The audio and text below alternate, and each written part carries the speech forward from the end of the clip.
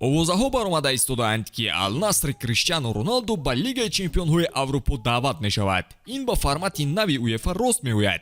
Албатта ин хабарҳо аз ҷониби роҳбарияти УЕФА тасдиқ нашудааст, аммо тасаввур кунед ки агар ин чиз амалӣ шавад, Лигаи Чемпионҳо чеҳраҳои монанди Криштиану Роналду, Мане ва Эдерсон Талискаро аз даст дод, аммо бозгашти онҳо хело ҷолиб барои мо мухлисон мешуд. Агар УЕФА дар ҳақиқат дастаеро берун аз Аврупо даъват кунад, пас мо барои шумо то 5 чунин дастаҳоро пешниҳод мекунем.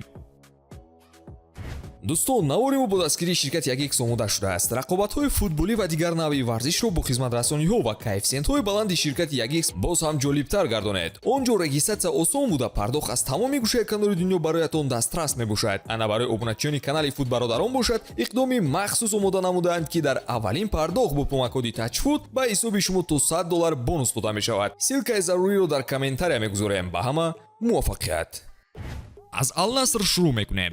маҳз овзаҳо атрофи ин даста аст. Арабистони Саудӣ бисёр кӯшиш дорад ки диққат ба лигаашон бештар шавад. ҳайрон намешавем агар ин гапу хабар ҳам барои ба мақсад расидани онҳо бошад. арабистон аллакай ҳаққи мизбонии ҷоми ҷаҳони 2034-ро ба даст овардааст ва ҷоми ҷаҳони даставиро ҳам имсол мизбонӣ мекунад. суперҷоми Испания дар соли 2024 низ ба ин рӯйхат илова мешавад. барои ҳамин пешниҳод яке аз дастаҳои бузургашон ба мусобиқоти аврупоӣ аз назар дур нест. агар як даста аз Лигаи Арабӣ ба Аврупо даъват шавад, албатта он дастае мегардад ки яке аз нобиғаҳои футболро дар ҳайаташ дорад. дастае ки муваффақтарин бозингари таърихи Лигаи Чемпионҳоро дорад. дастае ки як бозингараш 5 маротиба соҳиби ҷоизаи бузурги аврупоӣ гаштааст. агар дастаи Роналду ба мусобиқа даъват шавад, ҳайрон намешавем агар дастаи Месси ҳам дар он иштирок кунад. ҳунарнамоии охири нобиғаҳо. Интер Майами баъди ҷалби Месси диққати бештар ҷалб намуд ва агар дастаҳои берун аз Аврупо ба Лигаи Чемпионҳо даъват шавад, онҳо ҳатман дар рӯйхат мешаванд. то соли баъдӣ Интер Майами 4 барандаи Лигаи Чемпионҳоро дар ҳайаташ мегирад, ба монанди Месси, Бускетс, Алба ва Суарес. фаромӯш намекунем ки соҳибмулки даста Давид Бекхем ҳам дастоварди шоён дар Аврупо дорад ва ба музокирот таъсиррасон мешавад. чӣ ҷаззобият дар рақобати ин нобиғаҳо барои ба даст овардани ҷоиза мешавад. шояд Лигаи Чемпионҳо чизеро медиҳад ки ҷоми ҷаҳон дода натавонист. набарди нобиғаҳо барои ҷоми бузурги аврупоӣ. агар фикри ин нобиғаҳоро як тараф гузорем, боз кадом дастаҳо ба мусобиқа даъват мешуда бошанд? Флуминенсе шонси бештар дорад. пӯшида нест ки футбол ба фарҳанги Бразилия медарояд ва агар дастаҳо берун аз Аврупо даъват шаванд, Бразилия ҳатман бояд дар он намояндае дошта бошад. маҳз Флуминенсеро мо намояндаи Бразилия ва Амрикои Лотинӣ дар навбати аввал мебинем.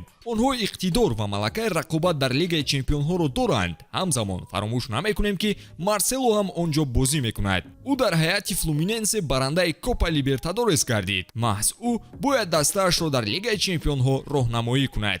Марсело 5 маротиба ҷоми Лигаи Қаҳрамонҳоро соҳиб шудааст ва дар Амрикои Лотинӣ нест бозингаре ки монанди ӯ таҷрибаи калон дошта бошад. бо буданаш дастааш имкон дорад ки роҳхати мусобиқаи аврупоиро пайдо кунад. дастаи дигаре аз Амрикои Лотинӣ ки метавонад даъват шавад, ин Бока Хуниорс аст. ин бачаҳо яке аз муваффақтаринҳои ҷаҳонанд ва даъвати онҳо ҳам рақобатҳоро ҷолиб мекунад. Бока Хуниорс ҳам бозингарони таҷрибаи бозӣ дар Аврупо доштаро дорад, монанди Ромеро, Маркус Рохо ва албатта ки Эдинсон Кавани. дар гузашта низ Бока Хуниорс бозингарони номдор баровардааст, мисоли Рикелме, Тевес ва Диего Марадона. мехоҳед Бока Хуниорсро дар Лигаи Чемпионҳо бинед? мо дастаҳоро аз Осиё, Амрикои Лотинӣ ва Шимолӣ дидем. ноадолатӣ мешавад агар дастаеам аз Африқо шомил накунем. барои ҳамин дастаи Ал-Аҳлиро ҳам дар рӯйхат ҷой медиҳем. дастаи Мисрӣ дар тамоми Африқо муваффақтарин аст ва метавонад даъват карда шавад. Ал-Аҳлиро дастаи Аср дар Африқо эълон карданд ва агар намояндае аз Африқо лозим шавад, маҳз онҳо мешаванд. Ал-Аҳлӣ қариб ҳар сол дар ҷоми ҷаҳони даставӣ қитъаашро намояндагӣ мекунад. акнун ба дастаҳои иловагие мебинем ки шонси иштирок дар Лигаи Чемпионҳоро доранд. дастаи Америка бузургтарин дар Мексика. Ривер Плейтс ки суперталантҳое мисли Маскерано, Игуаин, Ланзини, Фалкао ва Ламела дошт. баъд Коринтианс, ягона дастае ки ҷоми ҷаҳони даставиро ба даст овардааст. агар интихоб дар дасти шумо мебуд, киро ба Лигаи Чемпионҳо даъват мекардед? ҳатман дар комментария қайд кунед ва навори ҷадидро мунтазир бошед.